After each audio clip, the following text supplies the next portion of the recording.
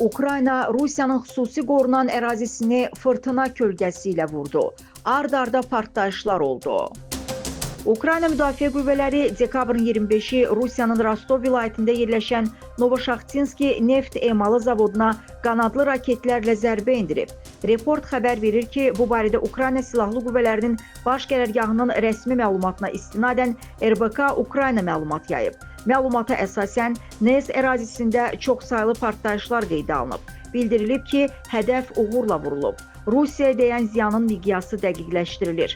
Novoşaxtinski neft məhsulları zavodu Rostov vilayətində fəaliyyət göstərən yeganə neft emalı müəssisəsidir. Zavod 2009-cu ildə istismara verilib. Zavodun layihə gücü ildə 7,5 milyon ton neftə çatır. Müəssisə mazut, gəmi və dizel yanacağı və s. istehsal edir.